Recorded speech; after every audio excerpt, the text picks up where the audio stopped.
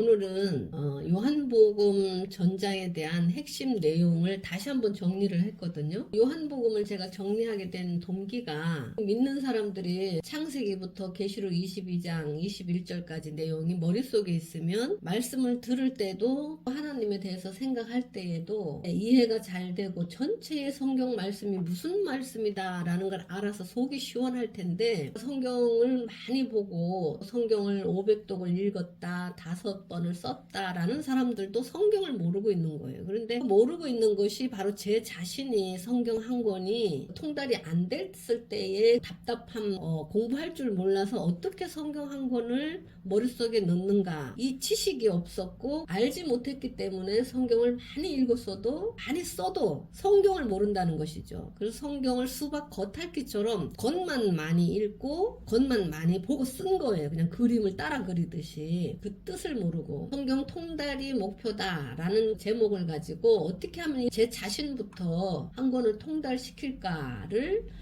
생각을 하면서 답답함을 느낀 데서부터 시작을 했는데요. 그 답답함이 뭐였느냐, 성경 앞에 한 줄을 읽고 다음 줄을 읽을 때에도 이미 읽은 한 줄, 먼저 읽은 한 줄의 내용이 기억이 안 되고 잊어버린다는 사실이었어요. 그때 너무너무 화가 나더라고요. 제가 그거보다 더한 것은 앞장에 한 장 내용을 읽고 1장 내용을 읽고 2장 내용을 읽을 때에 1장에 공들여서 시간 들여서 마음을 바쳐서 읽었음에도 불구하고 기억이 안 나는 거예요. 2장을 읽을 때 너무너무 화가 나더라고요. 소설 같으면 소설의 첫 장부터 끝장까지 딱 읽으면 춘향전이나 심청전이나 이런 거 읽어보면은 무슨 얘기가 어디에 있다는 건 기억은 못해도 내용이 딱 잡히거든요. 그래서 이야기를 하라 그러면 이야기를 한단 말이에요. 근데 이 성경은 그렇게 안 된다는 거에 대해서 너무너무 힘이 들었고 자신에게 화가 났었어요. 그런데 어느 날 한 줄을 잡고 5번씩 읽어봤어요. 그래도 정리가 안 되는 거예요. 근데 놀랍게도 5번을 넘어서 7번을 읽으니까 이 성경이 딱 잡혀서 정리가 되더라고요. 그럼 무슨 예를 들어서 제가 지금 이사여서 어려운 예언서죠. 1절이나 이런 건 너무 많이 아는 내용이니까 한 6장을 가볼까요? 6장에 10절에 말이 있네요. 백성의 마음으로 둔하게 하며 그 귀가 막히고 눈에 감기게 하라. 염려컨대 그들이 눈으로 보고 귀로 듣고 깨닫지 못하리라 하며, 이런 말이 있네요. 그러면 11절에는 내가 가로되 주여 어느 때까지니까 대답하시되 성읍들은 황폐하여 거민이 없으며 가옥들에는 사람이 없고 이 토지가 전폐하게 되며, 이렇게 돼 있네요. 그럼 원래는 이렇게 읽으면 정리가 돼야 되잖아요. 보고는 마음으로 둔하게 하고 귀로 막히게 하고 눈으로 감기게 해서 보고 듣고 그렇게 못하게 하신다는, 마음으로 깨닫지 못하게 한다라는 거예요. 그러니까 어느 때까지니까 성읍들이 황폐해질 때까지다. 일반 평신도들은 이걸 금방 한번 읽어주고 또는 보게 하고 정리하게 하면 기억을 못하는 거죠. 그래서 이걸 어떻게 하면은 읽은 것을 기억을 하게 할까, 딱 정리가 되더라고요.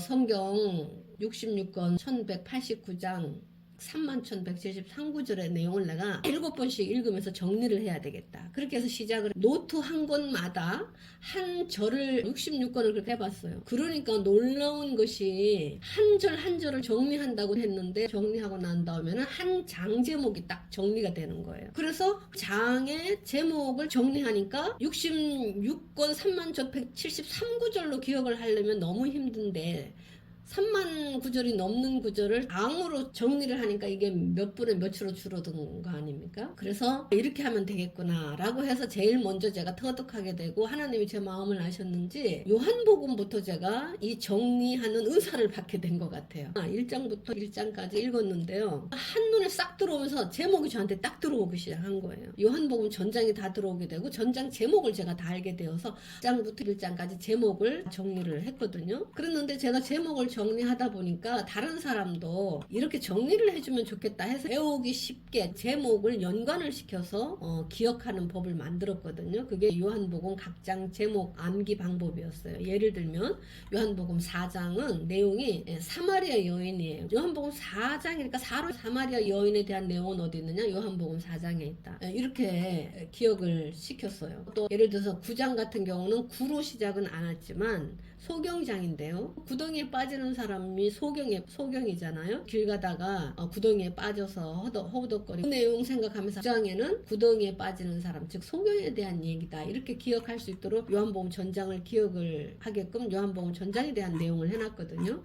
그래서 요한복음 전장의 제목을 암기해 보니까 전장 내용이 쏙 들어온 거예요. 요한복음의 요한이는 요한만 복음만 쓴 게 아니고 요한계시록을 썼거든요. 이 요한이가 쓴 요한계시록은 또 너무 어려운 거예요. 읽기도 어려운 거죠. 이해할 수가 없기 때문에 자꾸 흐름이 막히고 내용은 무섭게 되어 있거든요. 무섭게 되어 있어서 읽기도 즐겁지도 않아요. 난해하고, 그러니까 요한계시록 공부에 들어가면 너무 어려우니까 읽기부터도 힘드니까 어떻게 하면은 이 내용부터 읽어서 정리를 할까. 그 다음에 내용이 정리가 돼야만 이게 내용도 이해가 되겠다라는 생각이 들었거든요. 너무너무 고민 많이 했어요. 22장 21절까지 404절인데요. 고민하다가 요한계시록 14장이었어요. 내용이 14만 4천에 대한 내용이었거든요. 그래, 14만에 대한 내용은 14장에 있구나. 요한복음 4장은 사마리아 여인과 같이, 요한복음 같이 요한계시록도 이렇게 정리하면 되겠구나 라고 해서 요한계시록은 14장부터 기억하는 법을 생각해내서 22장 전장을 기억을 하게 되었고, 기억하는 방법도 연구를 해서 성경이 쉬워졌죠. 노트에 정리해놓은 성경 중에서 쉬운 것부터 히브리서도 해오고 야고보서도 하고 이렇게 하다 보니까 너무 재미나기도 하고, 성경 한 권에 대해서 정리가 되면서 성경에 대한 갈증이 없어졌어요. 그래서 이제는 이 성경을 저뿐만 아니라 많은 사람들이 40년, 30년, 20년, 10년씩 교회를 다니고 성경을 100독을 했다, 200독을 했다 해도 이해하지 못하는 이 성경을 터득한 방법을 가르쳐서 살아있을 동안에 조금이라도 더 젊었을 때에 터득하게 해줘야 되겠다. 그거로 교재를 썼습니다. 그동안 또 쓴 거를 이제 유튜브에도 올리고 이제 SNS나 매스컴을 통해서도 잘 전달해 주려고 그래요. 더 나아가서는 만약에 후원자가 있고 제가 또 능력이 되면 사이버 그 대학처럼 천국 사관학교를 만들어서 교재를 단계만 밟으면 성경 한 권을 짧은 기간 내에 터득을 할 수 있는, 이거를 꼭 완성을 해놓고 쳐야 되겠다 생각해서 시작을 하려고 그러는데요.